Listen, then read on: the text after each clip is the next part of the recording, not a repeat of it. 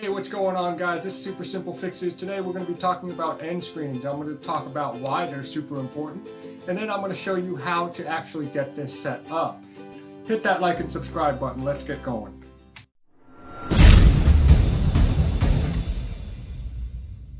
So we are looking at the video analytics at a recent video that I put up not too long ago. Right now we're in overview. We go into reach. I'm going to show you how important it is that you set up end screens. Look at this right here. Traffic sources.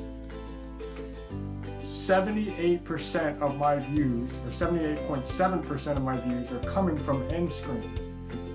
I actually engineered this purposely because they're one of my best performing videos is related to lock picking. So if you have a video that is similar to the one that you are currently doing, you want to go ahead and link it up. And I'm going to show you how to do that. Let's go to details. When you get over here, you're going to see the end screen. You can go ahead and click that little pencil. In this end screen situation, you can actually change the element. So this is an element right here.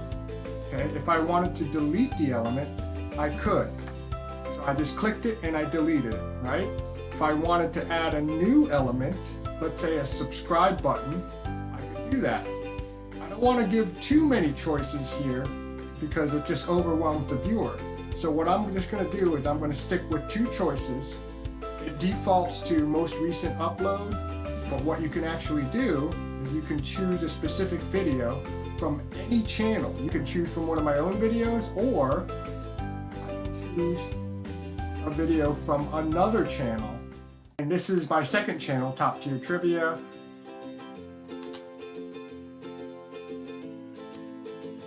So I'm actually picking a video from a different channel and I can plug it in here.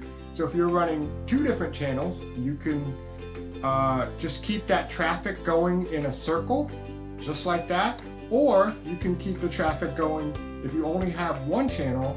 Fine, build a playlist, keep this traffic going in a circle within your own single channel.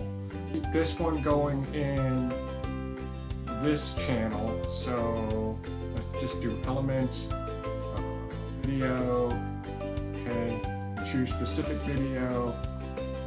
So I'm choosing that one, and then here's another tip right here. When you see that, I don't like to have the end screens like blocking the view of the video for a super long time. So you can kind of drop it down to like the last maybe 9 seconds, because I feel like 20 seconds to have this stuff blocking everything is a long time. So I can move it wherever I want.